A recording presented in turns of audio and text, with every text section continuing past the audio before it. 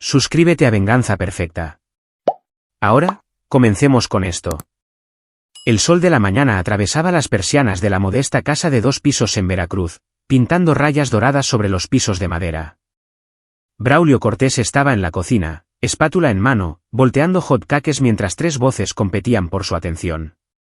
Su hija, Rosa, de 9 años, con los ojos oscuros de su madre, explicaba las complejidades de su proyecto para la Feria de Ciencias.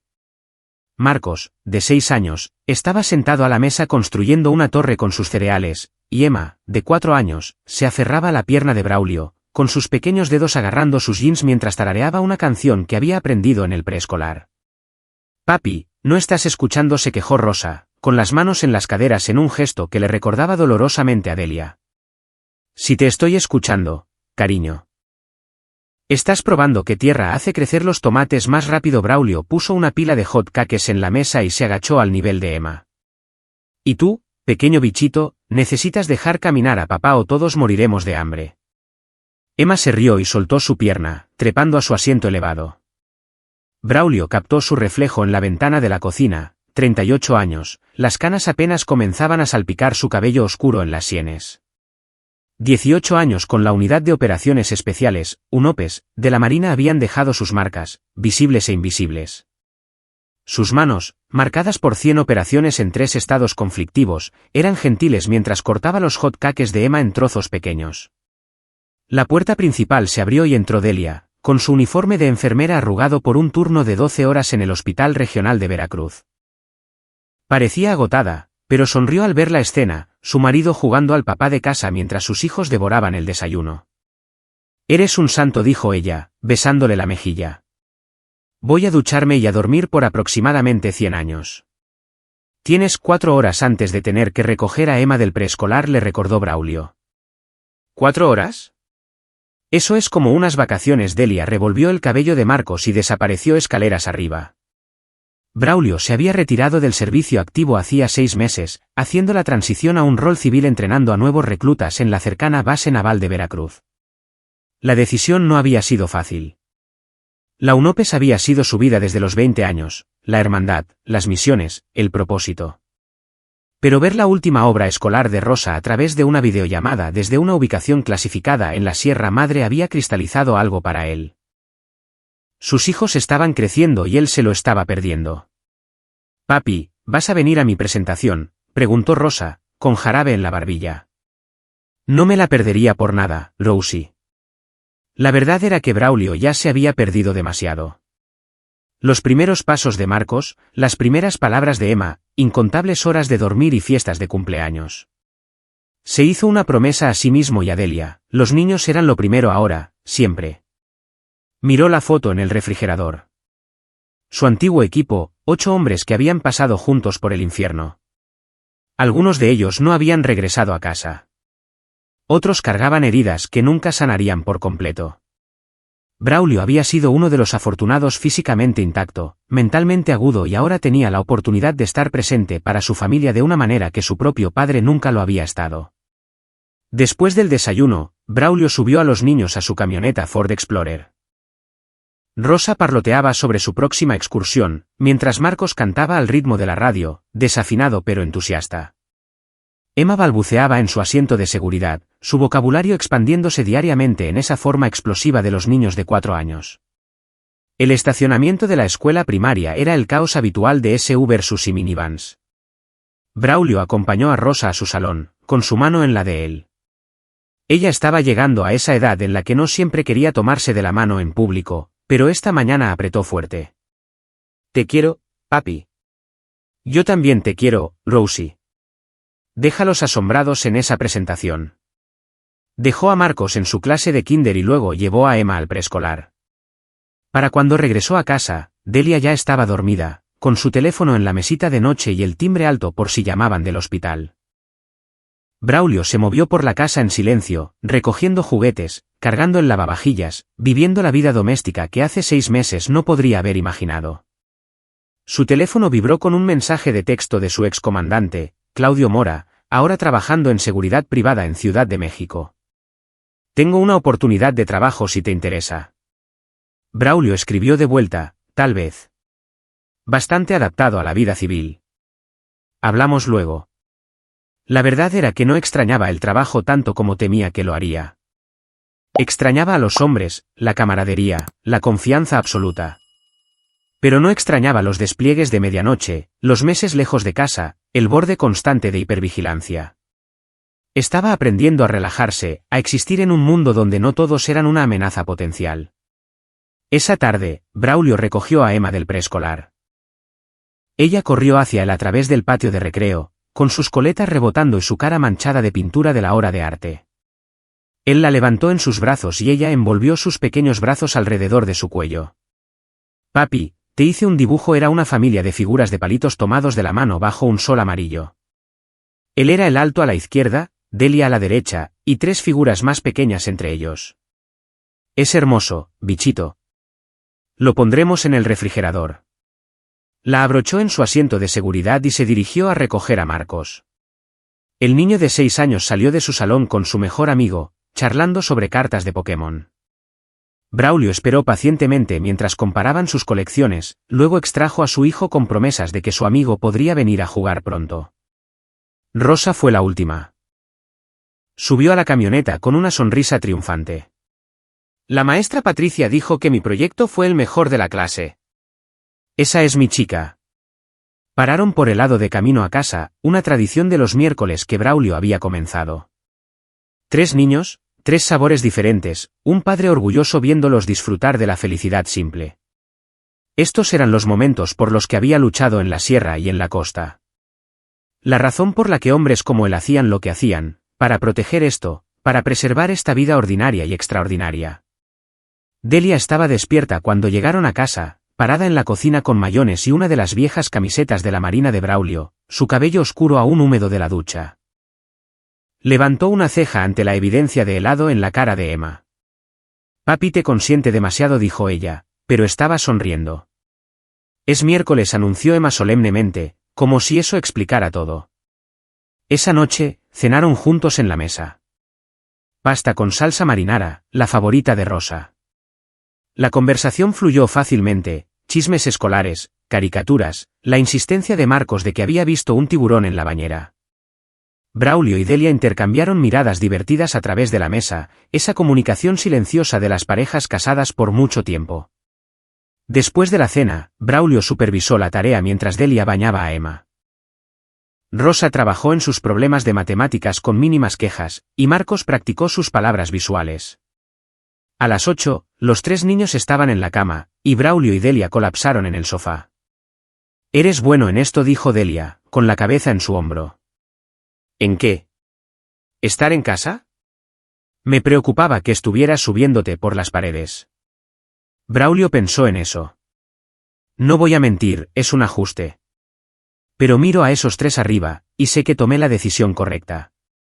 Salí antes de perderme todo lo que importa». Delia lo besó. «Me alegra que estés aquí». Vieron un episodio de algún programa policial. Elección de Delia, aunque Braulio se encontró criticando los errores tácticos de los policías de la televisión. Viejos hábitos. Alrededor de las 10, subieron, revisaron a cada niño dormido, Rosa desparramada en su cama con un libro sobre el pecho, Marcos enredado en sus sábanas, Emma abrazando a su conejo de peluche, y se fueron a su propia habitación. Mientras Braulio yacía en la oscuridad, con la respiración de Delia nivelándose a su lado, sintió algo que no había sentido en años: satisfacción. Paz. El peso de 18 años de guerra levantándose de sus hombros. Había hecho su parte. Ahora era momento de ser padre, esposo, un hombre viviendo en un mundo que había ayudado a proteger. No tenía forma de saber que en menos de 24 horas, ese mundo se haría añicos más allá de todo reconocimiento. El jueves comenzó como el miércoles, como cada día de esa bendita semana de abril. Braulio hizo el desayuno, Delia besó a todos para despedirse antes de su turno, y la ruta escolar matutina procedió sin incidentes. Rosa le recordó sobre las conferencias de padres y maestros la próxima semana. Marcos anunció que quería ser astronauta. Emma cantó sus canciones del preescolar en el asiento trasero. Braulio pasó la mañana en la base dirigiendo una evolución de entrenamiento con una nueva clase de candidatos a las fuerzas especiales. Los sometió a simulacros de combate en espacios cerrados, notando quién tenía potencial y quién fingía confianza. Algunos de ellos reconocieron su nombre, Braulio Cortés, el tipo que había estado en el operativo contra el capo, que había logrado extracciones que todos los demás decían que eran imposibles. Él ya no hablaba mucho de esos días. Su teléfono sonó a las 11:47 de la mañana. El nombre de Delia en la pantalla. «Hola, ¿ya estás despierta?» La voz de ella llegó rota, apenas coherente. «Braulio. Braulio, tienes que venir al hospital. Ahora». Todo su cuerpo se enfrió, ese instinto de combate activándose, el que leía el peligro en un latido. «¿Qué pasó? ¿Estás herida?» «Son los niños. Braulio. Hubo un accidente. Tienes que venir ahora». Un sollozo cortó sus palabras, crudo y animal. Él ya se estaba moviendo, corriendo hacia su camioneta. «Voy en camino». «¿Qué hospital?» «Regional de Veracruz». «Braulio, date prisa. Por favor, date prisa». La línea se cortó. Braulio condujo saltándose semáforos en rojo, con las manos firmes en el volante incluso mientras su mente corría a través de posibilidades terribles. ¿Un accidente? Los 3 niños estaban en la escuela. ¿Qué tipo de accidente? ¿Un incendio? ¿Un cierre de emergencia? ¿Tirador activo? Su entrenamiento se activó, compartimentando el miedo, permitiéndole funcionar. Llegó al hospital en 12 minutos, abandonó su camioneta en la bahía de emergencias y corrió adentro. Un guardia de seguridad intentó detenerlo, pero la cara de Braulio, lo que sea que el guardia vio allí, lo hizo retroceder y señalar hacia el ala de emergencias. Delia estaba en una sala de espera, y Braulio lo supo antes de llegar a ella. Lo supo por la forma en que ella se veía, por la presencia de un oficial de policía y un capellán del hospital, por el olor antiséptico a muerte que flotaba en el aire. Pero saberlo no lo preparó para las palabras. «Se han ido», susurró Delia. «Los 3. Se han ido». El mundo se inclinó. Braulio agarró el respaldo de una silla para estabilizarse. «¿Qué pasó?» El oficial de policía, una mujer joven con los ojos enrojecidos, dio un paso adelante. «Señor Cortés, soy la oficial Lía Báez. Sus hijos estaban siendo llevados por su vecina, Susana Fuentes, a una excursión al acuario. En la intersección del Boulevard Ávila Camacho y calle Colón, un vehículo se pasó un semáforo en rojo a aproximadamente 100 km/h, golpeó el lado del pasajero de la camioneta de la señora Fuentes, hizo una pausa, visiblemente luchando. El impacto mató a sus 3 hijos en la escena. La señora Fuentes está en cirugía, pero se espera que sobreviva. El cerebro de Braulio trató de procesar esto.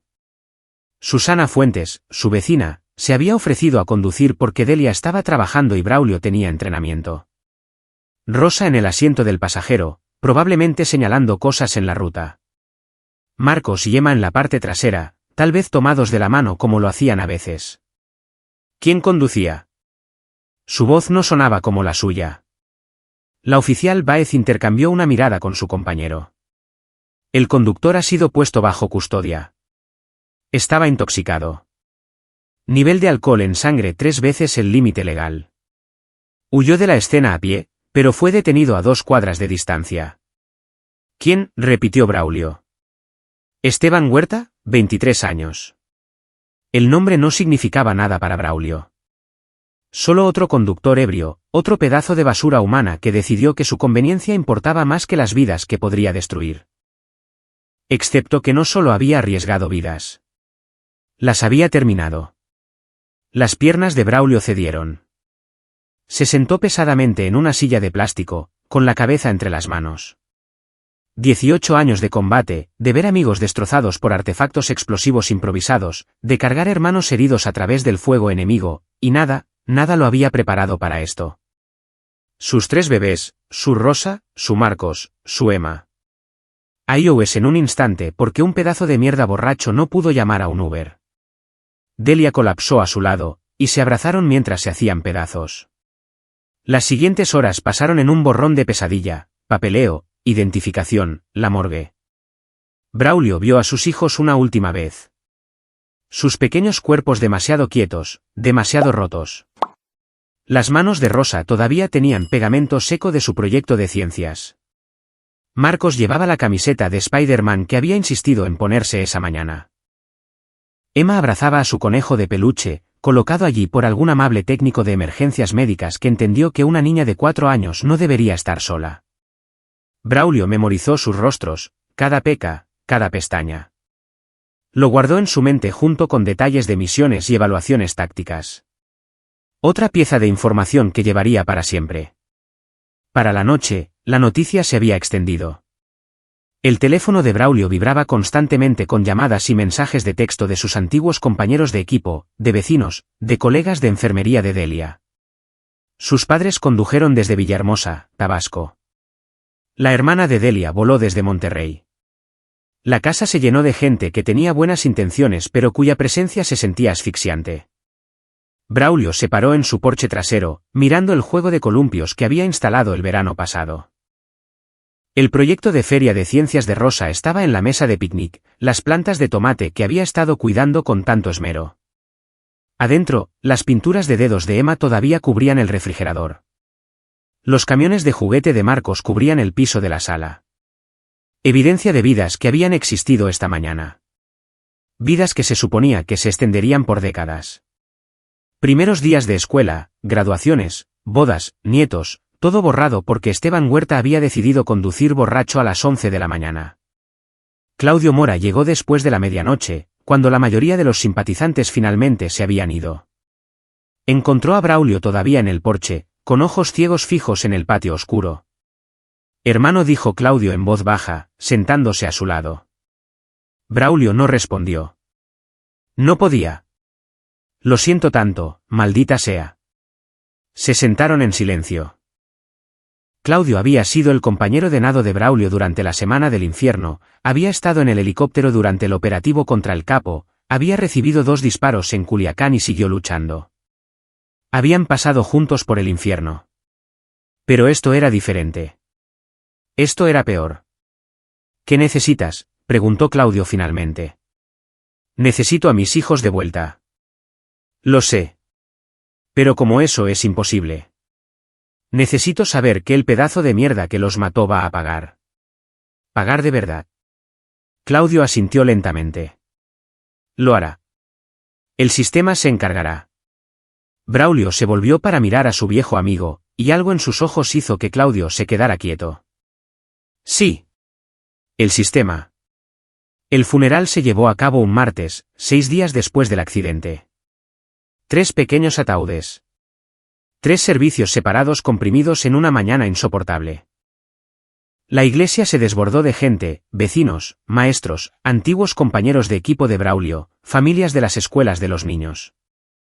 Toda la clase de 3er grado de Rosa asistió, con sus caritas confundidas y tristes. Las maestras de preescolar que habían amado a Emma. El instructor de karate de Marcos, que le había estado enseñando a atarse el cinturón. Braulio pronunció el elogio porque Delia no podía hablar. Se paró en el púlpito y habló sobre la mente curiosa de Rosa, la risa contagiosa de Marcos, la energía imparable de Emma.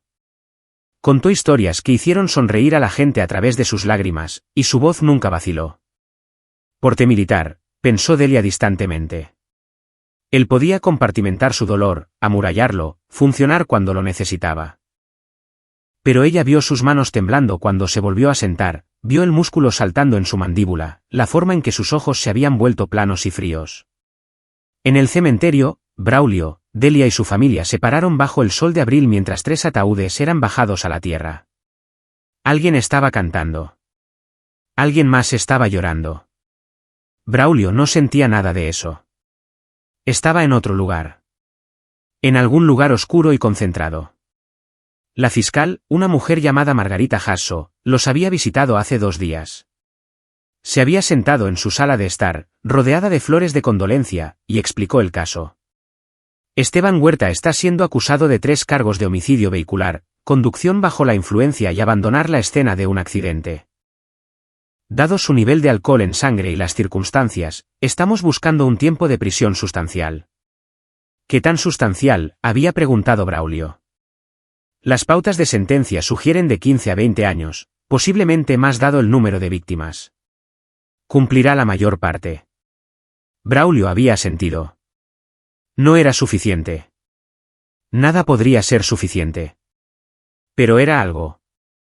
Pero Margarita Hasso había vacilado, su máscara profesional deslizándose. Necesito ser honesta con ustedes. Hay factores complicados.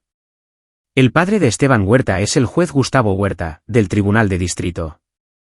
Ya ha contratado a uno de los mejores abogados defensores de Veracruz. Van a pelear esto duro. No importa qué tipo de abogado tenga, había dicho Delia, con voz hueca. La evidencia es clara.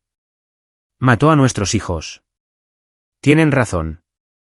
La evidencia es sólida. Pero quería que estuvieran preparados para una pelea.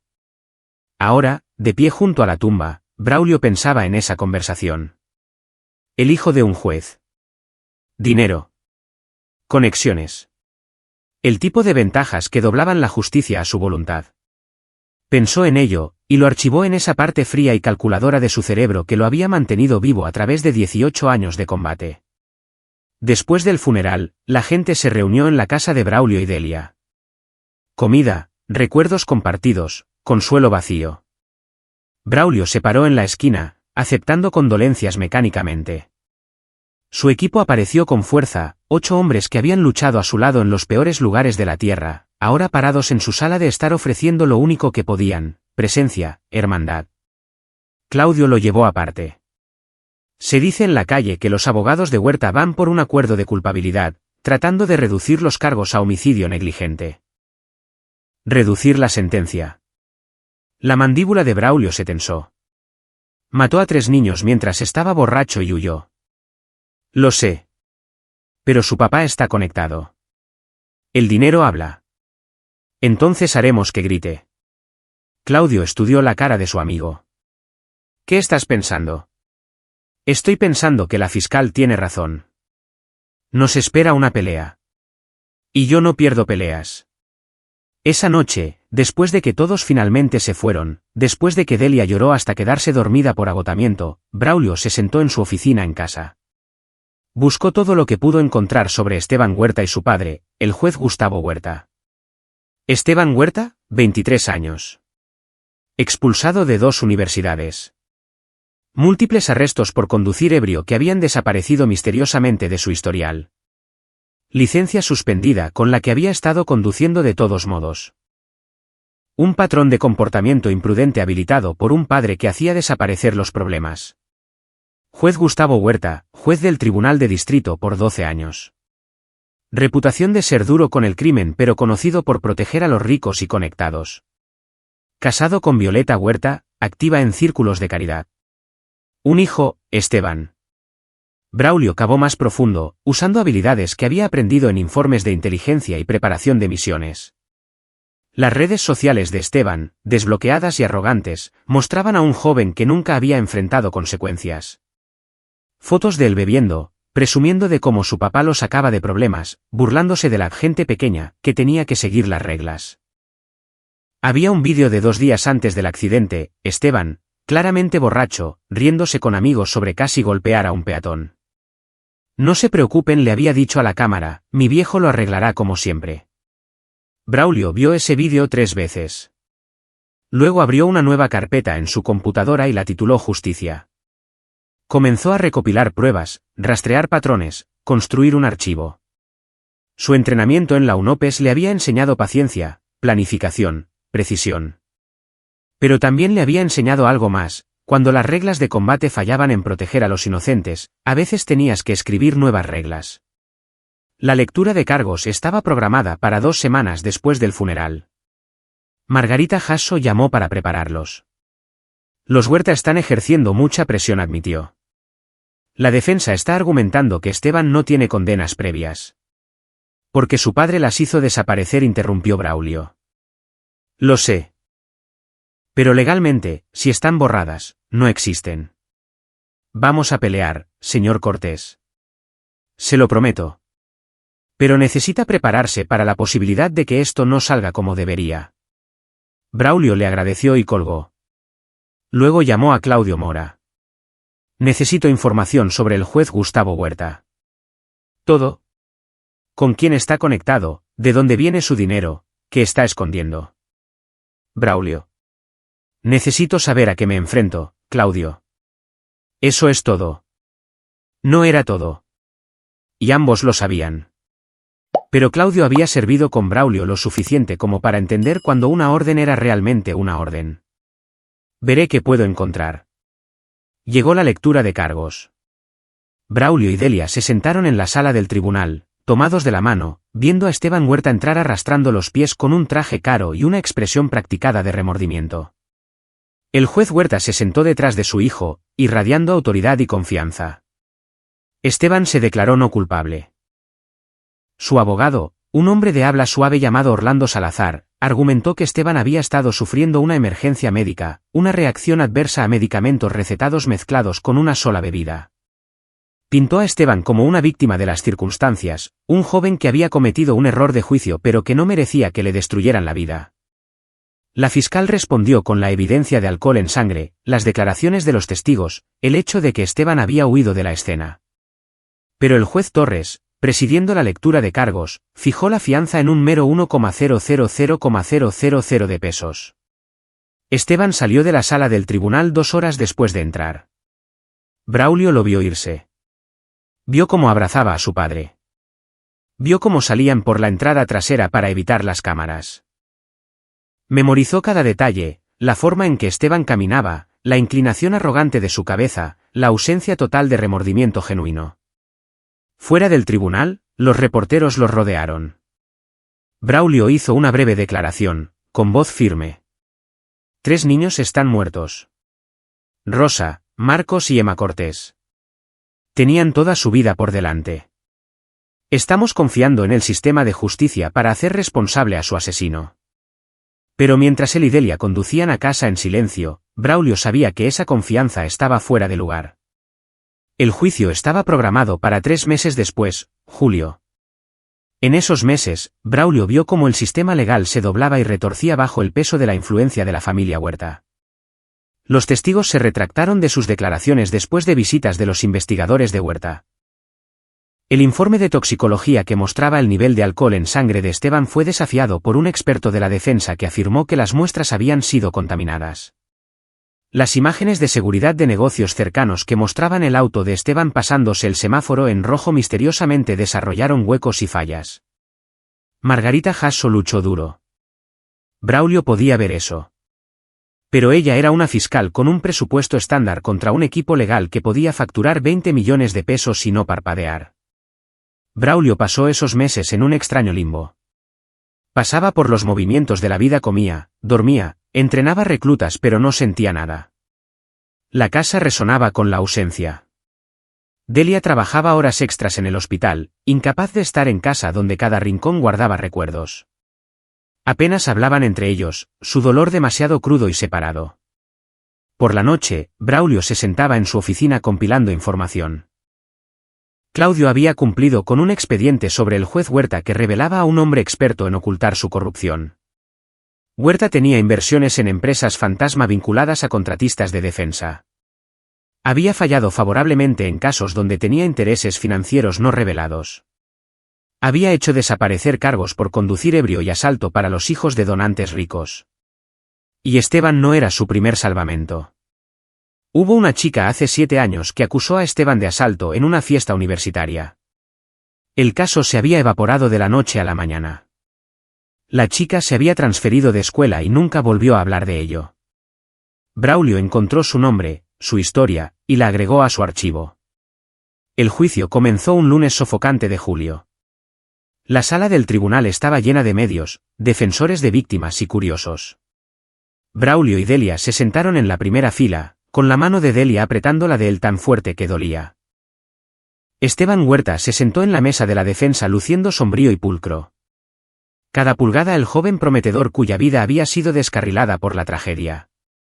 El juez Huerta se sentó directamente detrás de él, un pilar silencioso de apoyo y amenaza implícita. Durante 5 días, la fiscalía presentó su caso, la evidencia de alcohol en sangre, el análisis de impacto, las llamadas al 911, testimonios de testigos. Susana Fuentes, aún recuperándose de sus heridas, testificó sobre ver el auto pasarse el semáforo, sobre el terrible sonido del impacto, sobre tratar desesperadamente de alcanzar a los niños en el asiento trasero antes de perder el conocimiento. Braulio escuchó cada palabra, su rostro impasible incluso mientras los detalles lo atravesaban. Rosa había muerto instantáneamente, dijeron Pequeña Misericordia. Marcos había vivido durante 7 minutos, llamando a su papá. Emma había estado inconsciente pero viva cuando llegaron los paramédicos, muriendo camino al hospital. Archivó estos hechos junto a los demás. Inventario de horrores. La estrategia de la defensa se hizo clara a medida que avanzaban los días: minimizar, desviar, humanizar a Esteban mientras deshumanizaban a sus víctimas. Orlando Salazar no negó que el accidente hubiera ocurrido, pero lo reformuló. Una terrible tragedia, sí, pero no un crimen digno de destruir el futuro de un joven. Esteban tenía potencial, argumentó. Esteban había sido aceptado en un posgrado. Esteban era voluntario en centros juveniles. Braulio había verificado esas afirmaciones. La aceptación en el posgrado era para un programa que dirigía un amigo de su padre. El trabajo voluntario consistía en 3 horas repartidas en 2 años, documentadas por requisitos de servicio comunitario. Pero Salazar pintó una imagen que resonó con cierto tipo de personas: un buen chico que había cometido un error versus la dura venganza de padres que querían culpar a alguien por un accidente que podría haberle pasado a cualquiera. Todos cometemos errores, dijo Salazar al jurado durante los argumentos finales. Todos tenemos momentos de mal juicio. ¿Pero debería un momento de imperfección destruir una vida entera? ¿Deberíamos tirar a la basura el futuro de un joven debido a una tragedia genuina que él lamenta profundamente? El cierre de Margarita Jasso fue apasionado y enojado. 3 niños están muertos. Rosa, de 9 años, que quería ser científica. Marcos, de 6 años, que estaba aprendiendo karate. Emma, de 4 años, que amaba cantar. Se han ido para siempre porque Esteban Huerta eligió conducir borracho en medio de la mañana. No fue un accidente, fue una elección. Y las elecciones tienen consecuencias. El jurado deliberó durante 11 horas. Braulio y Delia esperaron en el pasillo rodeados de simpatizantes mientras su mundo pendía de un hilo. Cuando el jurado regresó, la presidenta leyó el veredicto. Culpable de 3 cargos de homicidio vehicular. Culpable de conducción bajo la influencia. No culpable de abandonar la escena. La defensa había argumentado con éxito que Esteban había estado en shock y no sabía lo que estaba haciendo. Fue una victoria parcial. Braulio no sintió nada. La audiencia de sentencia estaba programada para 2 semanas después. Mientras tanto, Braulio y Delia intentaron volver a alguna apariencia de normalidad, pero su casa se sentía como un mausoleo. Mantuvieron las habitaciones de los niños exactamente como estaban, incapaces de enfrentar la alternativa. Los libros de Rosa apilados en una mesita de noche. Las figuras de acción de Marcos congeladas en cualquier batalla que hubiera estado organizando. Los juguetes de Emma esparcidos por su piso. Delia dejó de dormir en su habitación. Acampó en el sofá, con la televisión reproduciendo tonterías para llenar el silencio. Braulio no dormía en absoluto, pasando las noches en su oficina planeando. El día de la sentencia, la sala del tribunal se llenó de nuevo. Esta vez los Huerta trajeron testigos de carácter, maestros, entrenadores, amigos de la familia, todos testificando sobre el buen carácter de Esteban, su potencial, su remordimiento. El propio juez Gustavo Huerta subió al estrado, con la voz quebrada mientras hablaba de su hijo. Esteban ha cometido un error terrible, uno que llevará por el resto de su vida. Pero no es un criminal. Es un buen joven que merece una oportunidad de redención. El juez que presidía no era Gustavo Huerta, se había recusado del caso de su hijo, sino el juez Federico Prado, quien había trabajado junto a Huerta durante años y compartía su membresía en el club de campo. Prado escuchó todos los testimonios y luego emitió su fallo. Este tribunal reconoce la devastadora pérdida sufrida por la familia Cortés. Sin embargo, este tribunal también reconoce que Esteban Huerta es un joven con toda su vida por delante, con potencial para contribuir significativamente a la sociedad. El tribunal encuentra que el encarcelamiento no serviría a ningún propósito de rehabilitación y sería indebidamente duro dado la falta de antecedentes penales previos del acusado y su evidente remordimiento. Braulio sintió que Delia se ponía rígida a su lado. Por lo tanto, continuó el juez Prado, el tribunal sentencia a Esteban Huerta a 5 años de libertad condicional supervisada, 300 horas de servicio comunitario y asistencia obligatoria a programas de educación sobre el alcohol. La licencia del acusado queda suspendida por 2 años, después de lo cual podrá solicitar su restablecimiento. La sala del tribunal estalló. Los reporteros gritaron preguntas. Los defensores de las víctimas gritaron en protesta. Margarita Hasso parecía abatida. Braulio se sentó perfectamente quieto, con las manos cruzadas en su regazo, su rostro sin mostrar nada. Pero por dentro, algo se había hecho añicos. No su dolor, que ya estaba roto más allá de toda reparación, sino su fe en el sistema que había pasado 18 años defendiendo. Delia se puso de pie, su voz resonando a través del caos. Lo están dejando ir. Mató a mis bebés y lo están dejando ir. El mazo del juez Prado cayó. Orden. Señora Cortés, entiendo su dolor. Pero la decisión de este tribunal es final. El acusado ha sido sentenciado de acuerdo con la ley. ¿De acuerdo con la ley de quién?, gritó ella. ¿La ley que protege a los conductores borrachos? ¿La ley que dice que el dinero importa más que las vidas de los niños? 2 alguaciles se movieron hacia ella. Braulio se puso de pie, poniendo una mano en su brazo. Delia. Nos vamos. La guió fuera de la sala del tribunal, pasando las cámaras, pasando la engreída satisfacción en el rostro del juez Huerta, pasando el obvio alivio de Esteban Huerta. Caminaron hacia el estacionamiento en silencio. Solo cuando estuvieron en la camioneta, con las puertas cerradas, Delia se derrumbó por completo. No va a ir a prisión, sollozó. Mató a nuestros hijos y no va a ir a prisión. Braulio la abrazó mientras ella lloraba, con sus ojos en el tribunal a través del parabrisas. Pensó en sus 18 años de servicio, las batallas luchadas, las misiones cumplidas, la certeza absoluta de que había buenos y malos, y que los buenos prevalecerían si eran lo suficientemente valientes y fuertes. Esa certeza se había ido ahora. El sistema había fallado. La justicia había fallado. La ley le había fallado a sus hijos, lo que significaba que la ley ya no era relevante. Él pagará, dijo Braulio en voz baja. Te prometo, Delia, él pagará por lo que hizo. Ella se apartó para mirarlo, vio algo en su rostro que la hizo quedarse quieta. Braulio. ¿Qué vas a hacer? Lo que sea necesario.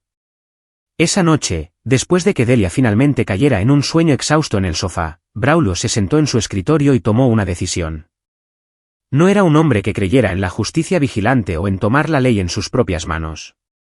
Había pasado su carrera como un guerrero al servicio del orden y la civilización.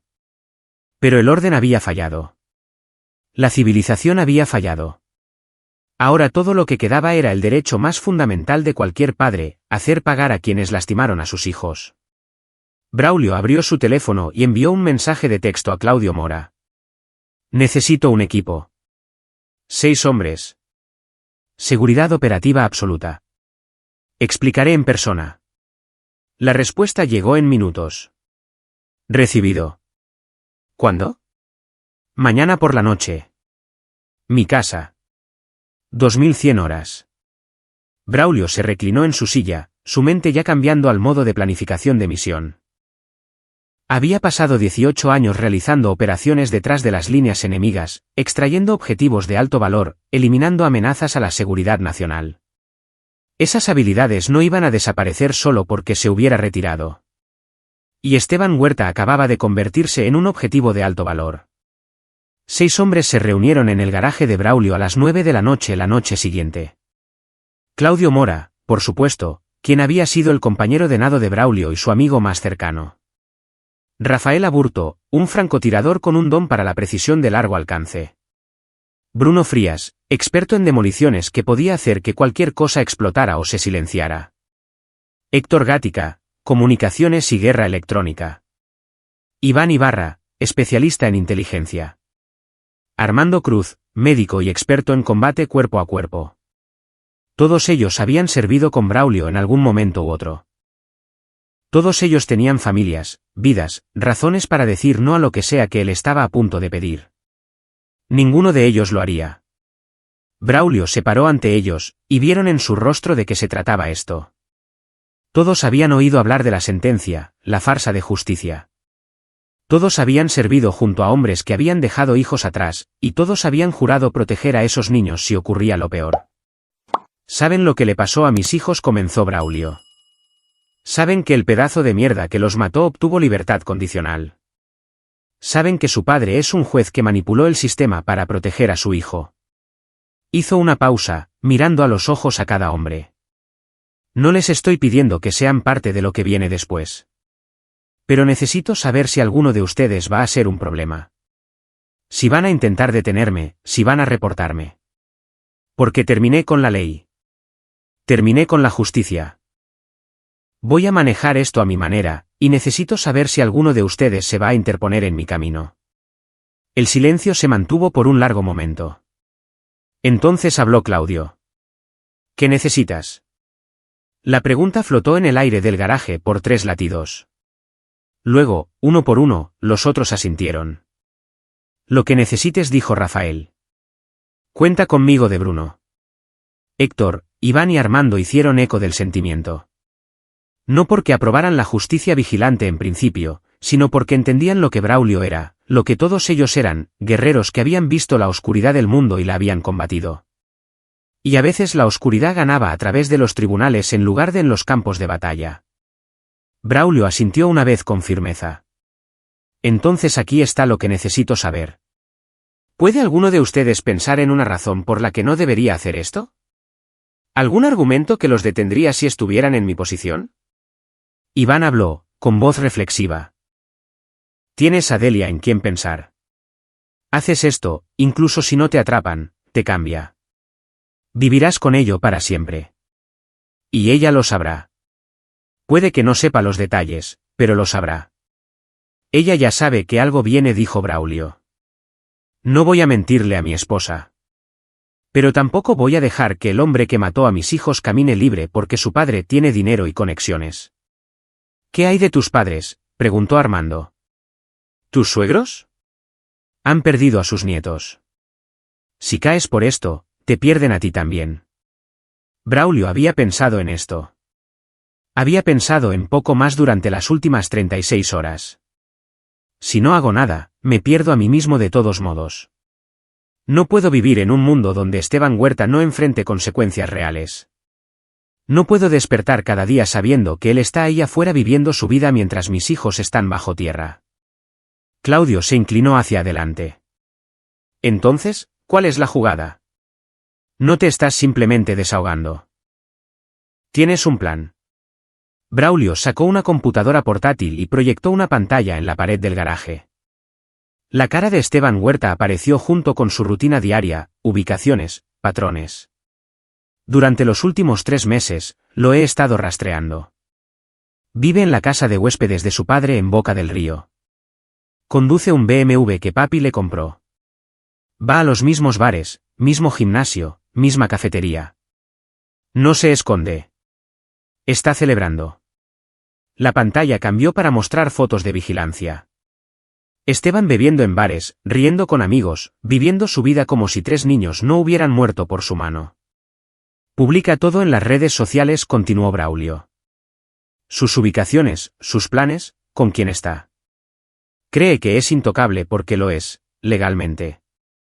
Su padre se aseguró de eso. Así que quieres eliminarlo, dijo Rafael rotundamente. ¿Eso es lo que es esto? No, la voz de Braulio era hielo. Quiero que enfrente consecuencias que realmente encajen con lo que hizo. Quiero entender qué me quitó. Y quiero que su padre entienda lo que se siente perder a un hijo. Esa es una orden difícil, dijo Héctor. Estás hablando de hacer desaparecer a alguien de una manera que no pueda rastrearse hasta ti.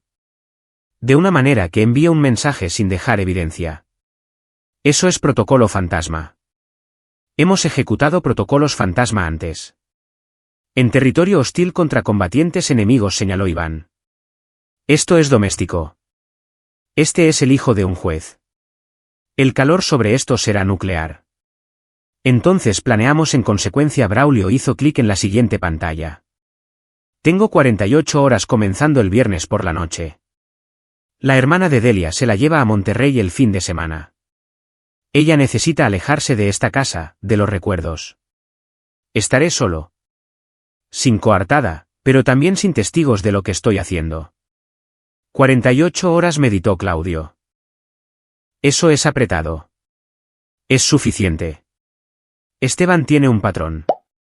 Los viernes por la noche va al Club del Almirante en el centro. Se emborracha. Usualmente liga con alguien, se queda en su casa o va a casa alrededor de las 3 de la madrugada. Será vulnerable, estará impedido y tendrá la guardia baja. Braulio hizo clic a través de más pantallas, mapas, líneas de tiempo, planes de contingencia. Esto era lo que había hecho durante 18 años. Planear operaciones con precisión militar. El objetivo había cambiado, pero la metodología permanecía. Lo tomo el viernes por la noche entre el Club del Almirante y su siguiente ubicación. Lo transporto a una ubicación segura donde podamos tener una conversación. ¿Entonces? ¿Entonces qué?, preguntó Armando. ¿Lo ejecutas? Eso no es justicia, Braulio. Eso es asesinato. Nunca dije que iba a matarlo, la expresión de Braulio era ilegible. Dije que quería que enfrentara consecuencias. Esteban Huerta nunca ha enfrentado consecuencias reales en su vida. Su padre lo ha protegido de cada mala decisión, cada crimen, cada daño que ha causado. Esa protección termina el viernes por la noche. Explícanoslo paso a paso, dijo Claudio. Durante las siguientes 3 horas, Braulio expuso su plan en detalle. Era minucioso, profesional y completamente ilegal. Cuando terminó, los 6 hombres se sentaron en silencio, sopesando el riesgo contra la rectitud de la causa. ¿Entiendes?, dijo Iván finalmente, no podemos ser parte de la operación real. Todos tenemos familias, carreras. Si caemos contigo. Eso es mucho daño colateral. Lo entiendo. No les estoy pidiendo que estén allí. Les estoy pidiendo que me ayuden a planearlo bien, a señalar las fallas, a ayudarme a pensar en las consecuencias. La ejecución depende solo de mí. Bruno negó con la cabeza. ¿Crees que vamos a dejarte ir a una operación solo? Somos un equipo. Siempre hemos sido un equipo. Bruno tiene razón, interrumpió Rafael. Necesitas ojos. Necesitas respaldo. Necesitas a alguien que te saque el trasero si sale mal. Estamos dentro hasta el fondo. Braulio miró a cada uno de ellos. Estos hombres que habían pasado por el infierno con él, que estaban dispuestos a arriesgar todo por lo que se reducía a venganza. No puedo pedirles eso. No estás pidiendo, dijo Claudio. Nos estamos ofreciendo como voluntarios. Ahora, planeemos esto correctamente. Trabajaron durante la noche refinando el plan, teniendo en cuenta las variables, construyendo contingencias. Al amanecer, tenían una estructura operativa sólida que podría funcionar si todo salía bien. ¿Qué hay de después?, preguntó Iván mientras empacaban. Digamos que esto funciona perfectamente. Esteban desaparece el viernes por la noche. La investigación comienza el sábado por la mañana. El juez Huerta va a lanzar todos los recursos para encontrar a su hijo. Investigadores privados, tal vez incluso participación federal. ¿Cómo te mantienes limpio? Me mantengo visible. Sábado y domingo, estoy en casa de mis padres en Tabasco. Conduzco hacia abajo el sábado por la mañana, me quedo hasta el domingo. Confirmarán que estuve allí todo el fin de semana. Y el viernes por la noche, cuando Esteban realmente desaparezca, estoy en casa solo. Sin coartada, pero también sin forma de ubicarme en la escena. Mi camioneta se queda en mi garaje. Mi teléfono se queda encendido, haciendo ping en las torres de telefonía celular locales. Establezco una huella digital que me pone en casa viendo televisión. Mientras realmente estás agarrando a Esteban, dijo Claudio. ¿Cómo? Vehículo separado adquirido a principios de la semana. Sin conexión conmigo. Desechado después. Camino a través de toda la operación a pie si tengo que hacerlo. Son 5 kilómetros desde los lugares habituales de Esteban hasta el punto de extracción. He corrido más lejos cargando a un compañero herido con equipo de combate completo. Rafael estudió los mapas de nuevo. El punto de extracción. Lo tienes marcado como el viejo complejo industrial en Bruno Pagliai. Eso ha estado abandonado por años, pero la gente sin hogar acampa allí. Testigos. Lo he estado vigilando durante 2 semanas. Despejé el área con efectivo y tarjetas de regalo. Les dije que se mantuvieran alejados este fin de semana. Les dije que venían inspectores. Se dispersaron. Jesús, murmuró Héctor. ¿Realmente has pensado en todo esto? No he estado pensando en otra cosa desde la sentencia. Esto está sucediendo, caballeros. Con o sin su ayuda. Prefiero con, pero iré solo si es necesario. Claudio se puso de pie, poniendo una mano en el hombro de Braulio. No vas a ir solo. Seremos tus ojos en el cielo, tus ángeles guardianes. Tú diriges la operación en tierra. Nosotros nos aseguramos de que nada salga mal desde afuera. Mientras el equipo salía, dirigiéndose a casa con sus familias y sus vidas normales antes de comprometerse con algo que los cambiaría para siempre, Braulio se quedó solo en su garaje. El sol de la mañana estaba saliendo, pintando el cielo del mismo rosa y oro que había sido el día que murieron sus hijos. 3 días hasta el viernes. 3 días para finalizar detalles, adquirir equipo y prepararse mentalmente para lo que estaba a punto de hacer. Encontró a Delia en la cocina mirando su café. Ella levantó la vista cuando él entró, y sus ojos buscaron su rostro. «¿Estás haciendo algo?», dijo ella. «¿No es una pregunta?» «Sí». «¿Algo ilegal?» «Sí». «¿Los traerá de vuelta?» «No». «Nada puede hacer eso». Delia se puso de pie, caminó hacia él, puso sus manos en su rostro. «¿Te hará sentir mejor?» Braulio pensó en eso. Realmente pensó en ello. No sé si algo puede hacerme sentir mejor. Pero sé que si no hago nada, si dejo que Esteban Huerta camine libre, nunca podré vivir conmigo mismo. Habré fallado como padre de la manera más fundamental. Habré dejado que el asesino de mis hijos no enfrente consecuencias reales. Ella lo besó, con lágrimas corriendo por su rostro. Entonces haz lo que tengas que hacer. Pero vuelve a mí, Braulio. He perdido a mis bebés. No puedo perderte a ti también. Volveré. Prométemelo. Lo prometo. Llegó el viernes. La hermana de Delia, Lía Calderón, la recogió a media mañana para el viaje a Monterrey. Braulio besó a su esposa para despedirse, la abrazó fuerte y la vio alejarse. Luego se puso a trabajar. Primero, el vehículo. Había adquirido una camioneta Ford indescriptible a principios de la semana, pagando en efectivo a un tipo que no hacía preguntas y no recordaría su cara. La camioneta estaba en una unidad de almacenamiento al otro lado de la ciudad, registrada a una empresa fantasma que no podía rastrearse hasta él. Segundo, el equipo. Precintos, cinta adhesiva, una capucha negra, cloroformo no para noquear a Esteban, sino para desorientarlo inicialmente. Un teléfono desechable, gafas de visión nocturna, una pistola Taser por seguridad. Todo adquirido poco a poco, pagado en efectivo, sin rastro digital. Tercero, la ubicación. El complejo industrial abandonado había sido una fábrica textil en los años 70, cerrada y olvidada.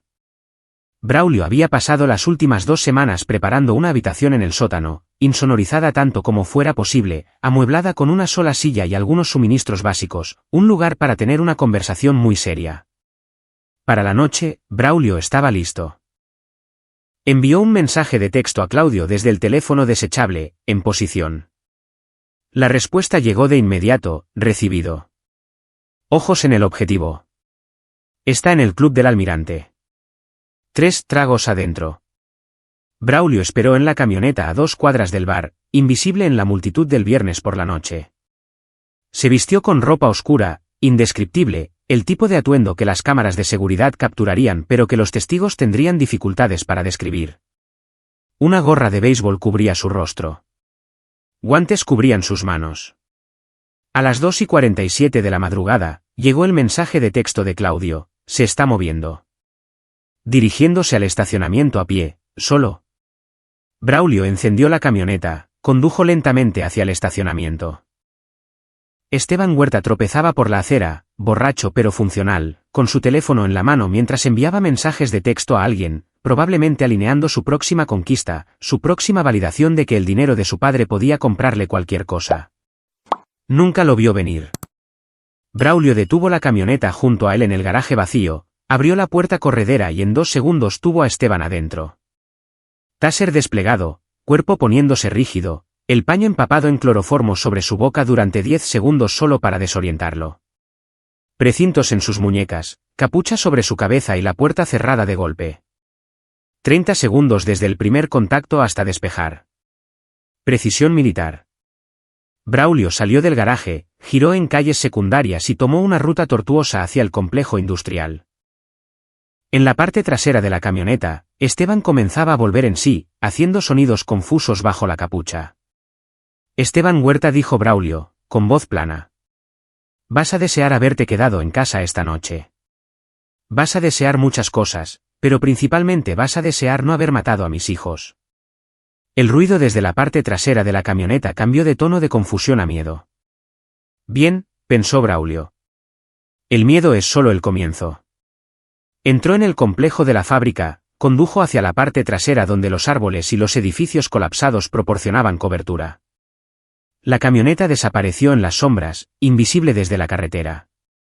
Braulio apagó el motor y se sentó por un momento, escuchando la respiración de Esteban, rápida y aterrorizada a través de la capucha. Este era el punto de no retorno.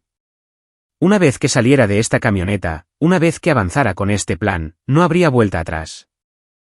Estaría cruzando una línea que 18 años de servicio militar lo habían entrenado para respetar. Pero esa línea había sido cruzada primero por Esteban Huerta cuando condujo borracho, por el juez Huerta cuando corrompió el sistema, por cada persona que había ayudado a esa familia a evitar la responsabilidad. Braulio salió, abrió la puerta de la camioneta y arrastró a Esteban dentro de la fábrica. La habitación del sótano estaba exactamente como la había dejado.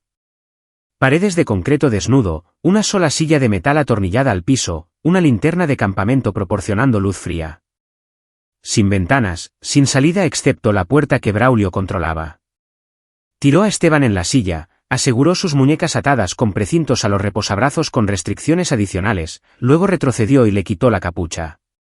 Esteban parpadeó ante la luz, con los ojos salvajes de terror y borrachera residual. Cuando su visión se aclaró y vio la cara de Braulio, amaneció el reconocimiento. Tú eres ese tipo. El padre. El juicio. Rosa, Marcos y Emma Cortés, dijo Braulio en voz baja. Di sus nombres.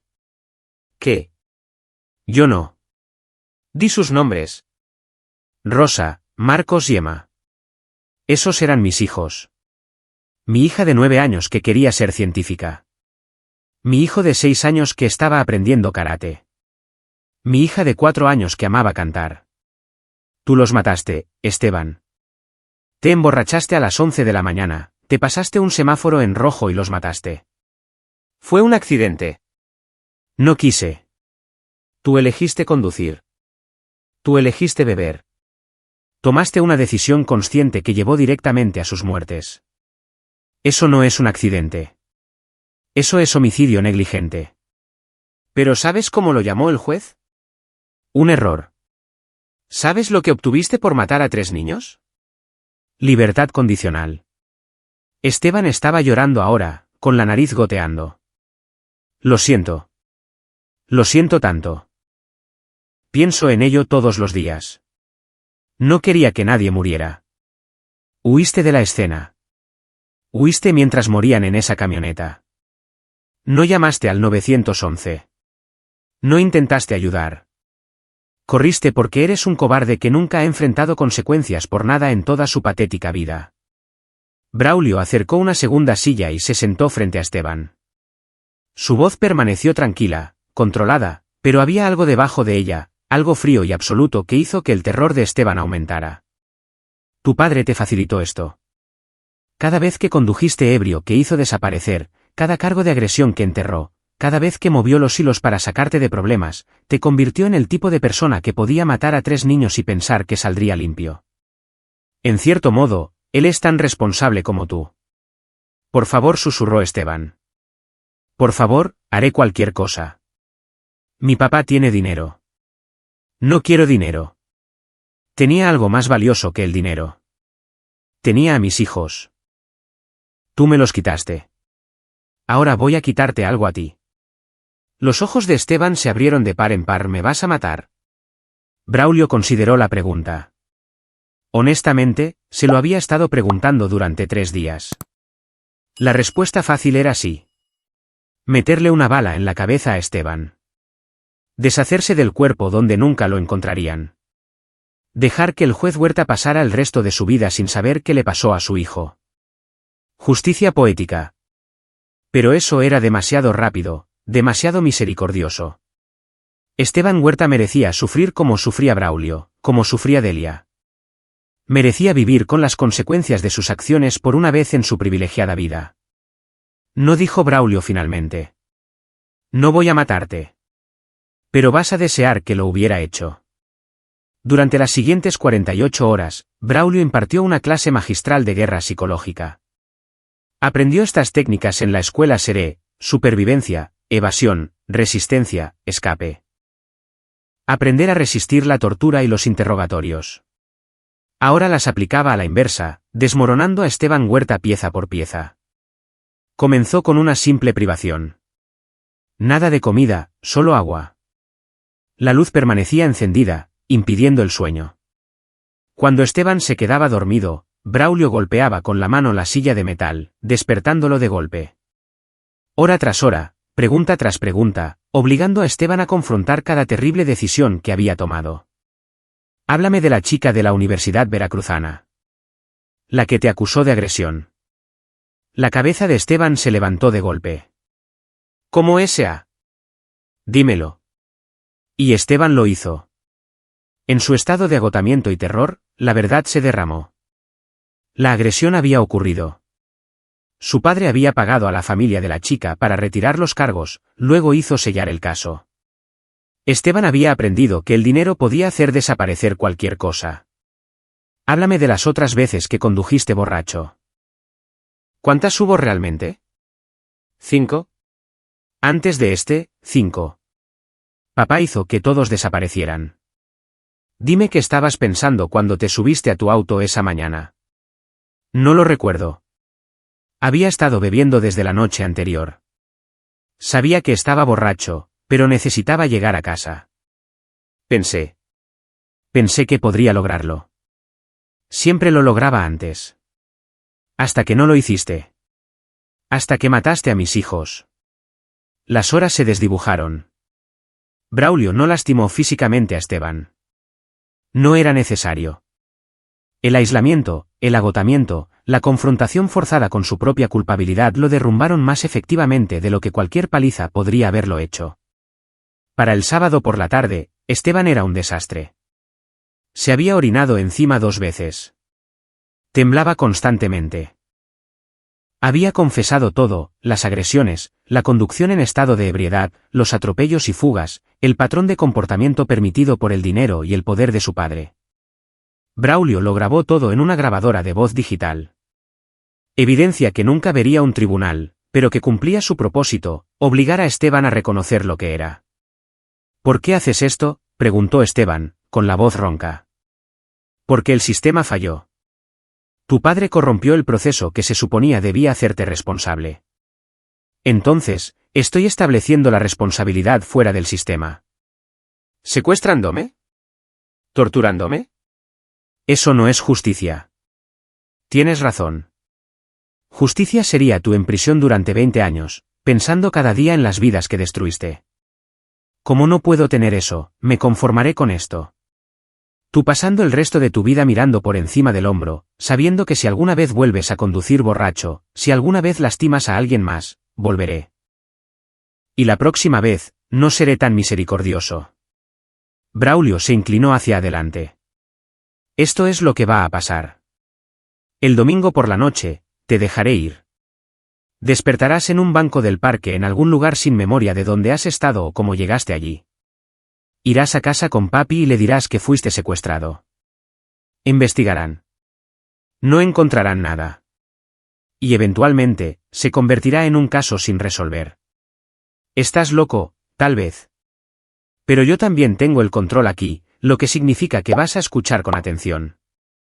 Tienes dos opciones. Opción 1, tomas esto como una llamada de atención. Buscas ayuda seria para tu problema con el alcohol. Dejas de permitir que tu padre arregle tus desastres. Realmente te conviertes en la persona que sus abogados fingieron que eras en el tribunal, alguien con potencial, alguien que contribuye a la sociedad. Si haces eso, si cambias genuinamente, entonces terminamos aquí. ¿Y la opción 2? La opción 2 es que vuelvas a ser el mismo pedazo de mierda titulado que eras antes. Bebes, conduces, lastimas a la gente y confías en papi para que lo haga desaparecer. Si eliges ese camino, lo sabré. Estaré observando. Y si lastimas a alguien más, a cualquiera, volveré y terminaré lo que comencé aquí. Braulio se puso de pie, elevándose sobre el hombre roto en la silla. ¿Qué elección crees que harás, Esteban? Esteban estaba llorando de nuevo. Sollozos rotos que no tenían dignidad. Cambiaré. Juro que cambiaré. Por favor, solo déjame ir. Ya veremos. Braulio administró un sedante dosis cuidadosa, nada peligroso, y esperó a que Esteban perdiera el conocimiento. Luego lo cargó de nuevo en la camioneta, condujo hasta un parque cerca del vecindario de Esteban y lo depositó en un banco con su billetera y teléfono intactos. Sin lesiones físicas más allá de algunos moretones por los precintos. Nada que los médicos marcaran como tortura. Para cuando Esteban despertó, confundido y aterrorizado, Braulio ya estaba en la casa de sus padres en Tabasco, visible y con coartada. La investigación que siguió fue exactamente lo que Braulio había predicho. Esteban reportó haber sido secuestrado, pero su historia era confusa, contradictoria. El informe de toxicología mostró alcohol y sedantes en su sistema. La policía no encontró evidencia física, ni testigos, ni imágenes de vigilancia que mostraran algo útil. El juez Huerta lanzó todo su peso detrás de la investigación, pero no había nada que encontrar. Braulio había sido demasiado cuidadoso, demasiado profesional. Su equipo había cubierto sus huellas perfectamente. La huella digital mostraba a Braulio en casa el viernes por la noche, luego conduciendo a Tabasco el sábado por la mañana. Sus padres confirmaron que había estado con ellos todo el fin de semana, ayudándoles con el trabajo de jardinería y reparaciones de la casa. No había caso, ni evidencia, ni pistas. Pero el juez Huerta no era del tipo que se rendía fácilmente. Contrató investigadores privados, exagentes de la FGR, incluso trajo un equipo de exfuerzas especiales que prometieron que podían encontrar a cualquiera. Estos investigadores comenzaron a mirar a todos los conectados con el juicio de Esteban, a todos con rencor, a todos con medios y motivos, lo que los llevó inevitablemente a la puerta de Braulio. 3 semanas después de la desaparición y reaparición de Esteban, una SUV negra se detuvo frente a la casa de Braulio. 4 hombres bajaron, todos moviéndose con la economía precisa de exmilitares. Estaban armados no abiertamente, pero Braulio podía ver los bultos bajo sus chaquetas. El líder llamó a la puerta. Braulio abrió vistiendo pantalones cortos y una camiseta, una cerveza en la mano, luciendo exactamente como lo que pretendía ser, un padre en duelo tratando de seguir adelante con su vida. ¿Braulio Cortés? Ese soy yo. Mi nombre es Daniel Suárez. Trabajo para el juez Gustavo Huerta. Estamos investigando la desaparición de su hijo, Esteban. Nos gustaría hacerle algunas preguntas. Braulio miró a los 4 hombres, leyó su lenguaje corporal, calculó los niveles de amenaza instintivamente. ¿Estoy bajo arresto? No, señor. Esto es solo una conversación. Entonces pueden tenerla desde donde están parados. No invito a mi casa a personas que están aquí para acusarme de crímenes. La expresión de Daniel Suárez no cambió. Nadie lo está acusando de nada. Solo estamos tratando de obtener una imagen completa de todos los que tuvieron contacto con Esteban durante su juicio. Me senté en una sala del tribunal y vi cómo se salía con la suya después de matar a mis hijos. Ese fue el alcance de mi contacto con Esteban Huerta. ¿Dónde estaba usted la noche del 12 de agosto? Solo en casa. Mi esposa estaba visitando a su hermana en Monterrey. ¿Alguien puede confirmar eso? No. Solo yo, Netflix y una botella de whisky. ¿Y la mañana del 13? Conduje a Tabasco para visitar a mis padres. Llegué alrededor del mediodía, me quedé hasta el domingo. Ellos pueden confirmar. Suárez sacó una foto. Esteban luciendo atormentado y roto. Cuando Esteban Huerta apareció, tenía marcas en sus muñecas consistentes con ataduras. Describió haber sido retenido en algún tipo de sótano o almacén. Su historia es confusa, pero está seguro de que fue llevado por alguien conectado al juicio. Suena terrible. Espero que encuentren a quien lo hizo. No parece sorprendido. Braulio tomó un sorbo de su cerveza. No lo estoy. Esteban Huerta es un borracho que ha sido habilitado toda su vida por un padre corrupto. Probablemente hizo enojar a las personas equivocadas en un bar, lo golpearon, y ahora quiere jugar a la víctima. Pero claro, pierdan su tiempo investigándome. Estuve en casa de mis padres en Tabasco, que está a 5 horas en auto de aquí. Eso descarta que yo haya secuestrado a alguien la noche anterior.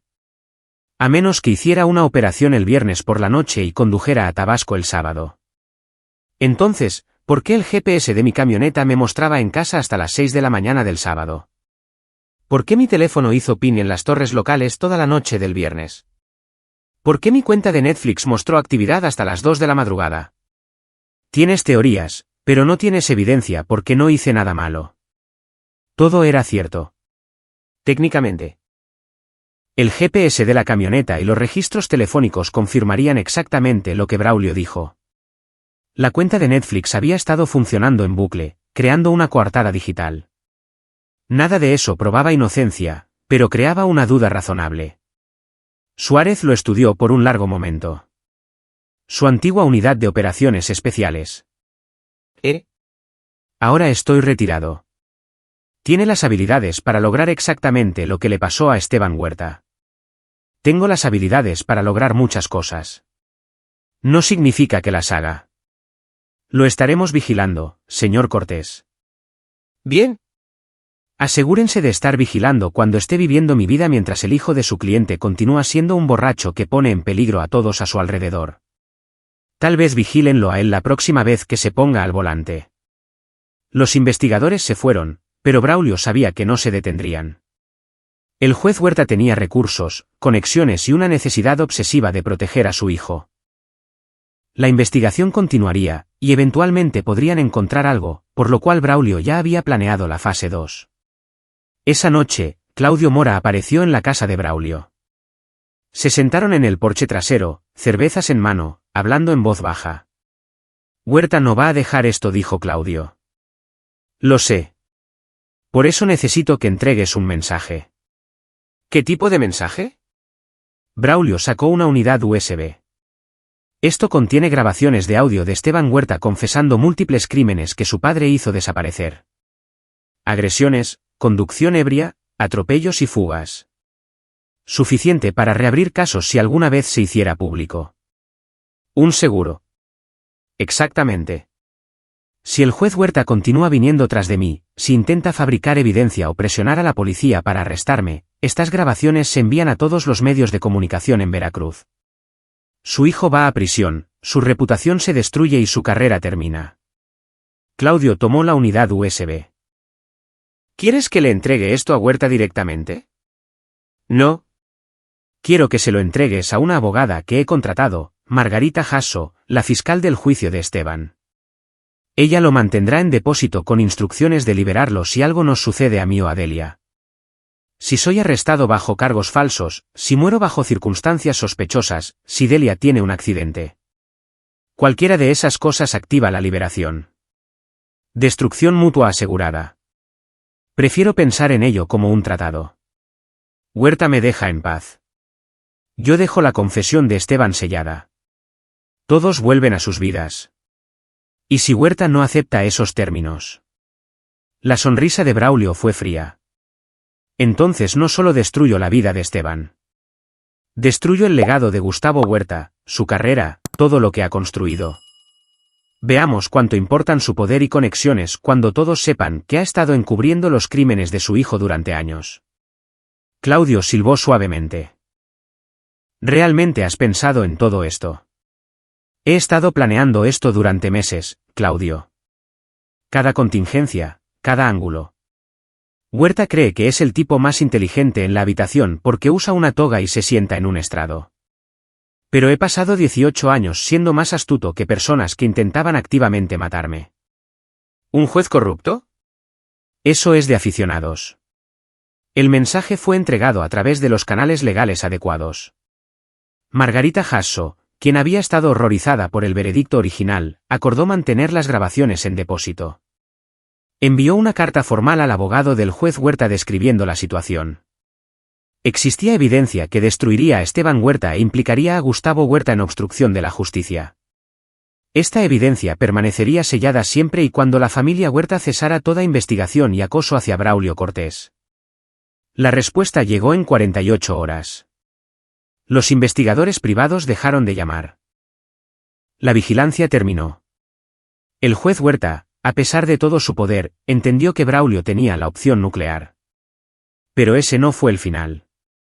2 meses después, justo cuando Braulio comenzaba a creer que podría haberse salido con la suya, que podría haber extraído alguna medida de justicia sin consecuencias, el juez Huerta hizo su movimiento. El timbre sonó a las 6 de la mañana de un sábado. Braulio, que llevaba 1 hora levantado tomando café, abrió la puerta para encontrar a Daniel Suárez de nuevo. Pero esta vez, no estaba solo. Detrás de él había 25 hombres, todos armados, todos vistiendo equipo táctico, todos desplegándose para rodear la casa de Braulio. ¿Qué demonios es esto?, exigió Braulio. Un arresto ciudadano, dijo Suárez. El juez Huerta ha reunido pruebas sustanciales de que usted estuvo involucrado en el secuestro de su hijo. Estamos aquí para detenerlo hasta que llegue la policía. ¿Arresto ciudadano? Tienes que estar bromeando. ¿Parezco estar bromeando? Braulio evaluó la situación rápidamente. 25 hombres armados, todos exmilitares o agentes de la ley por su apariencia. Pistoleros a sueldo, contratistas militares privados haciendo el trabajo sucio del juez Huerta porque el sistema legal no había entregado los resultados que él quería. Esta era una escalada que Braulio no había anticipado. Pensó que las grabaciones serían suficientes para mantener a Huerta a raya. Había calculado mal. ¿O no? Braulio salió a su porche, con las manos visibles, su postura relajada. Estás cometiendo un error. El único error fue tuyo cuando pensaste que podías secuestrar al hijo de un juez y salirte con la tuya. No secuestré a nadie. No tienes pruebas. ¿Y si crees que voy a dejar que me detengas ilegalmente? No tienes opción. Suárez hizo un gesto, y 6 de los hombres se movieron hacia el porche. Te tenemos rodeado, Cortés. Estás superado en número. Cualesquiera que sean las habilidades que solías tener, eres un tipo contra 25 profesionales. Braulio sonrió. No una sonrisa amistosa. El tipo de sonrisa que usa un depredador cuando su presa entra en una trampa. En realidad, dijo en voz baja, creo que vas a querer reconsiderar esta jugada. ¿Y por qué es eso? Porque no estás mirando detrás de ti. La expresión de Suárez parpadeó solo por un segundo antes de girarse. Detrás de los 25 contratistas contratados, emergiendo de la línea de árboles al borde de la propiedad de Braulio, desde detrás de las casas vecinas, desde aparentemente la nada, había 50 hombres. Todos armados, todos vistiendo su antiguo equipo militar, todos parados en perfecta formación. La unidad FES había vuelto a casa. No solo el antiguo equipo de Braulio, todo el escuadrón. Hombres con los que había servido durante más de 18 años. Hombres que habían escuchado lo que les pasó a sus hijos, que habían visto la farsa de justicia, que habían entendido exactamente lo que estaba sucediendo cuando el juez Huerta contrató militares privados para intimidar a uno de los suyos. Claudio Mora dio un paso adelante del grupo, su voz resonando en el patio. Caballeros, acaban de cometer un error táctico. Pensaron que estaban rodeando a un oficial de FES retirado. Lo que realmente han hecho es amenazar a un miembro de la fuerza de combate más elitista de la historia humana, y nosotros cuidamos de los nuestros. Suárez y su equipo miraron a los FES, se miraron entre sí, y la realidad se impuso. Eran profesionales.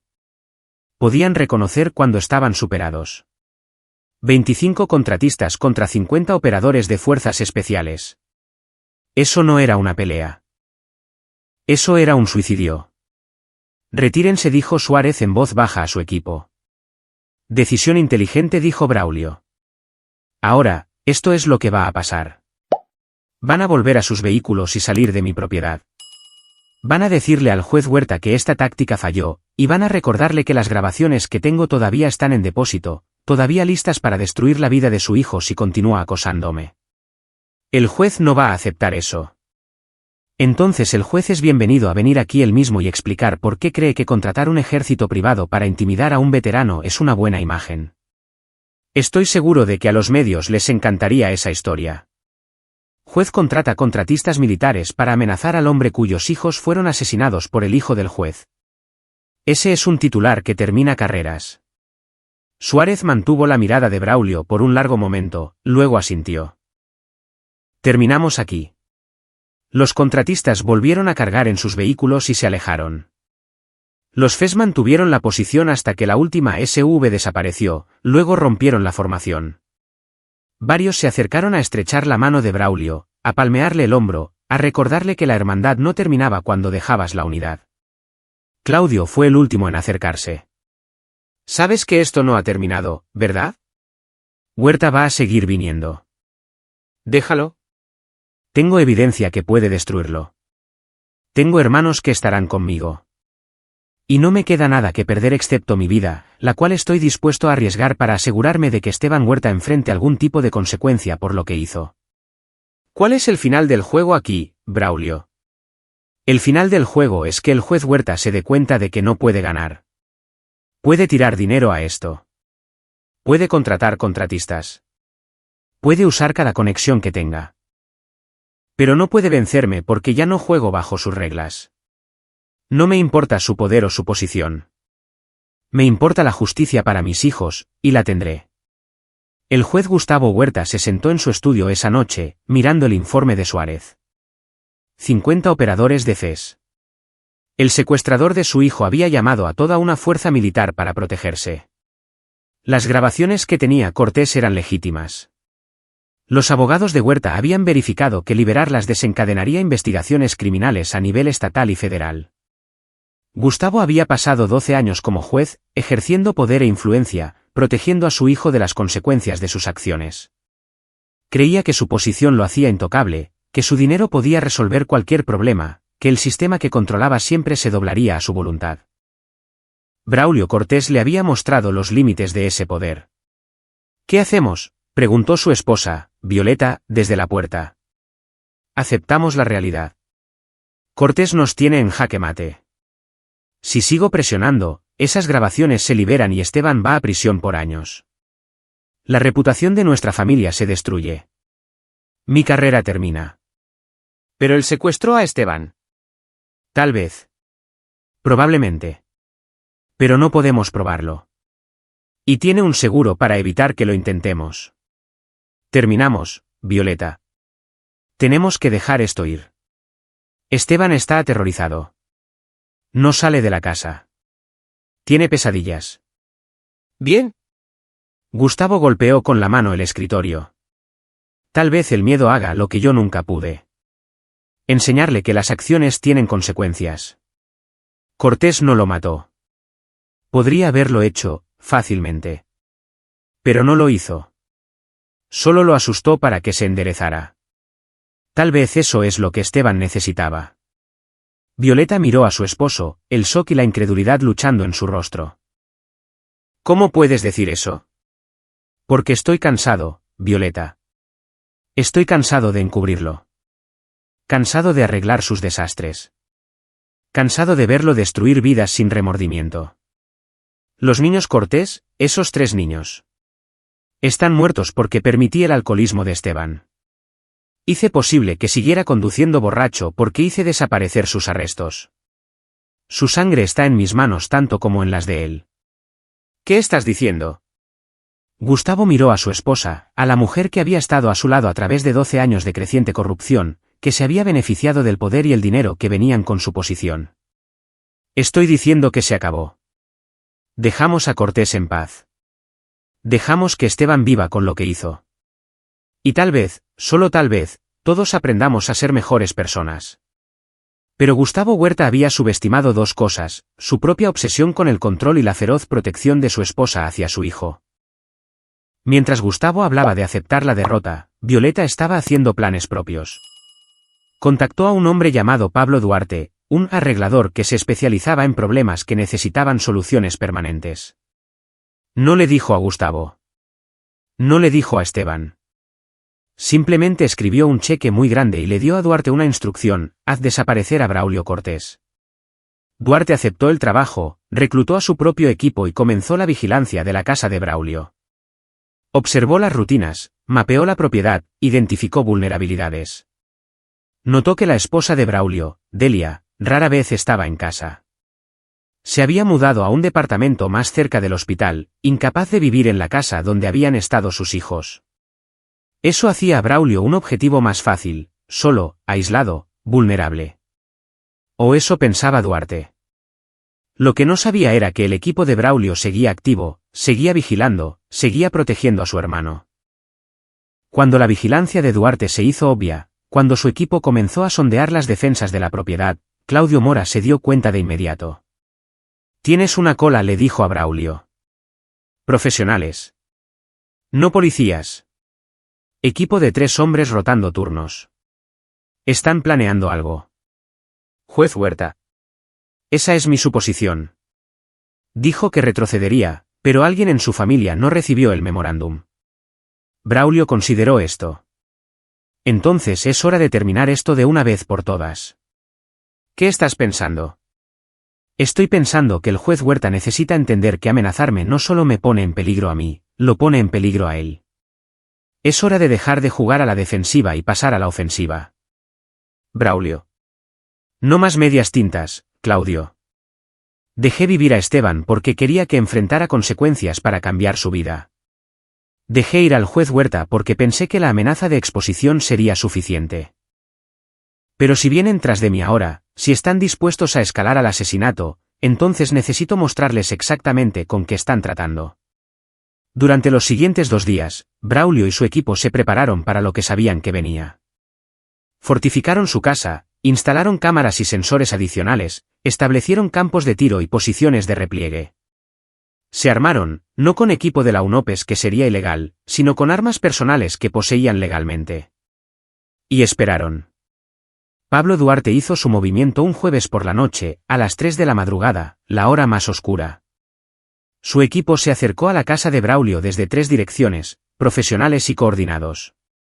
Cortaron la energía, desactivaron el sistema de alarma y se prepararon para irrumpir por las puertas delantera y trasera simultáneamente. Nunca llegaron a las puertas.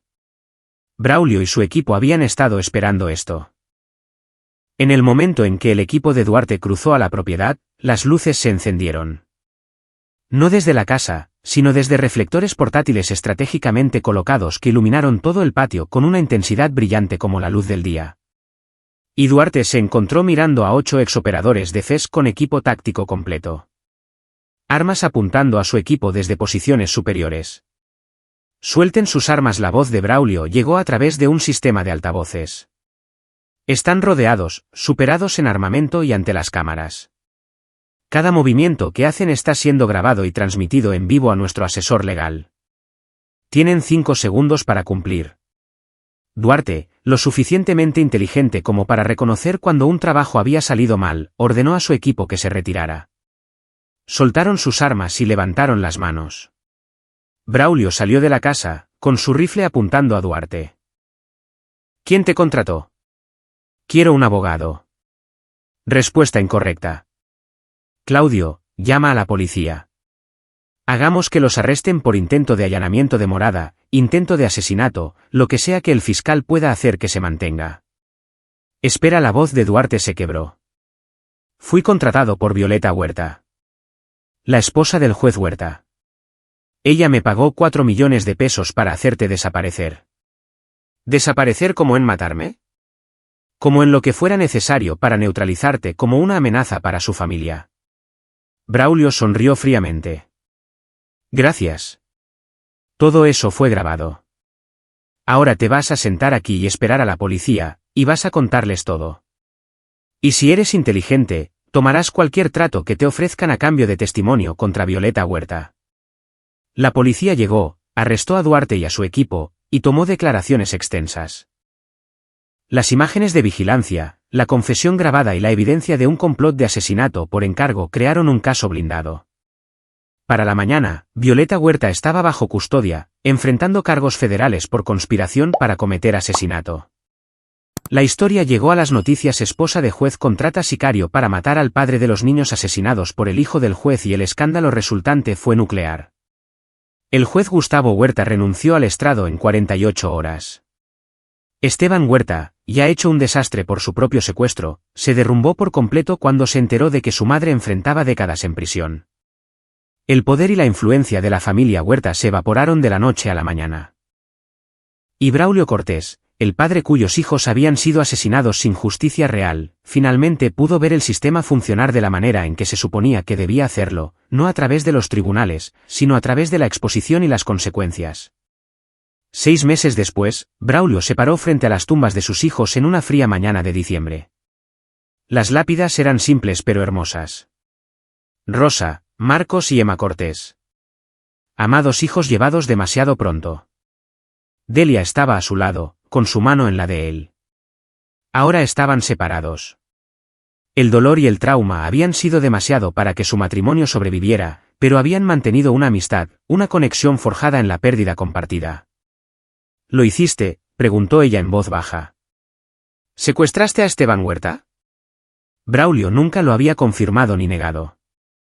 Ni siquiera a Delia. ¿Importa? Supongo que no. Está en rehabilitación ahora. Escuché que realmente está pasando por un programa, no los falsos a los que su padre solía enviarlo. Bien. Tal vez realmente cambie. Y su padre perdió todo. Su carrera, su reputación. Su esposa en prisión. ¿Era ese el objetivo? El objetivo era justicia para nuestros hijos. Quería que los responsables se enfrentaran consecuencias reales. Esteban está en rehabilitación enfrentando sus demonios. El juez Huerta perdió su poder para corromper el sistema. Violeta Huerta está en prisión por intentar hacerme matar. Todos pagaron a su manera. Delia apretó su mano. Me alegra que todavía estés aquí.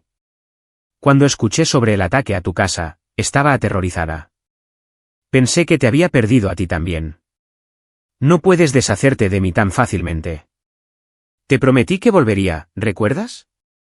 Se quedaron en silencio por un rato, recordando a sus hijos, llorando las vidas que deberían haber sido. Luego Delia le besó la mejilla y caminó de regreso a su auto, dejando a Braulio solo con sus pensamientos. Pensó en el camino que había tomado. El secuestro, la intimidación, la confrontación final con las personas que habían intentado matarlo. Había cruzado líneas que juró nunca cruzar, se había convertido en algo más que un guerrero que luchaba por la justicia dentro del sistema. Pero sus hijos estaban muertos y su asesino había caminado libre. El sistema les había fallado. Alguien tenía que arreglarlo. 3 años después, Braulio recibió una carta de Esteban Huerta. Estaba escrita a mano, 4 páginas de largo, y decía todo lo que Braulio había querido escuchar esa noche en el sótano. Señor Cortés, no espero que me perdone. Ni siquiera espero que lea esta carta. Pero necesitaba escribirla de todos modos para decirle que pienso en Rosa, Marcos y Emma todos los días. Pienso en las vidas que deberían haber vivido, las personas en las que deberían haberse convertido. Pienso en el dolor que les causé a usted y a su esposa. El agujero que dejé en su familia que nunca podrá llenarse. He estado sobrio durante 3 años. Sobriedad real, no del tipo fingido que hacía antes. Voy a reuniones todos los días. Trabajo con otros adictos, trato de ayudarlos a evitar cometer los errores que yo cometí. Nunca volveré a conducir. Entregué mi licencia permanentemente. Y he estado pagando restitución a los fondos de víctimas, tratando de hacer algo positivo con el privilegio que desperdicié durante tantos años. No sé qué pasó la noche que desaparecí. Recuerdo haber sido llevado, haber sido confrontado con todo lo que había hecho, haber sido forzado a verme claramente por primera vez en mi vida. Quienquiera que haya hecho eso, y creo que ambos sabemos quién fue, salvó mi vida. No siendo amable, sino mostrándome la verdad. Yo era un monstruo habilitado por el dinero y el poder de mi padre. Y seguiría lastimando a la gente hasta que alguien me detuviera. Entonces, esta carta es para decir gracias. Sé que suena loco, agradecer al hombre cuyos hijos maté. Pero usted me dio algo que los tribunales nunca habrían dado. ¿Responsabilidad? Me hizo enfrentar lo que había hecho.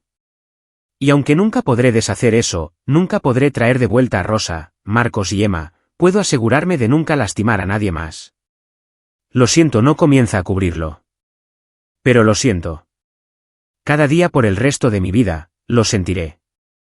Esteban Huerta Braulio leyó la carta 2 veces, luego la puso en una caja con las cosas de sus hijos, boletas de calificaciones, dibujos, el conejo de peluche de Emma. Evidencia de que habían vivido, de que habían importado, de que sus muertes habían creado ondas que cambiaron el mundo de maneras pequeñas pero significativas. Nunca respondió a la carta. Esteban Huerta no merecía la absolución del padre cuyos hijos había matado. Pero la carta confirmó lo que Braulio había esperado: Esteban había cambiado. El miedo, la confrontación, la responsabilidad forzada habían roto el caparazón de privilegios y revelado a alguien capaz de crecer. No era la justicia que los tribunales deberían haber entregado. No era lo que Rosa, Marcos y Emma merecían. Pero era algo. Y a veces, algo es todo lo que puedes obtener. Braulio se levantó de su escritorio, miró la foto en la pared, sus 3 hijos, sonriendo a la cámara, congelados en un momento antes de la tragedia, e hizo una promesa silenciosa. El mundo estaba lleno de personas como Esteban Huerta, protegidas por dinero y poder, habilitadas por sistemas corruptos. El mundo estaba lleno de padres como él, cuyos hijos fueron arrebatados por personas que nunca enfrentaron consecuencias reales. No podía salvar a todos. No podía arreglar cada injusticia. Pero podía estar listo. Podía ser testigo. Podía ser la consecuencia cuando el sistema fallaba. Esa era su nueva misión. Su nuevo propósito. Y para Braulio Cortés, el guerrero que había pasado 18 años defendiendo a otros, era suficiente. Aquí es donde nuestra historia llega a su fin. Comparte tus pensamientos en la sección de comentarios. Gracias por tu valioso tiempo. Si disfrutaste esta historia, por favor asegúrate de suscribirte a este canal. Eso me ayudaría mucho. Haz clic en el vídeo que ves en la pantalla y te veré allí.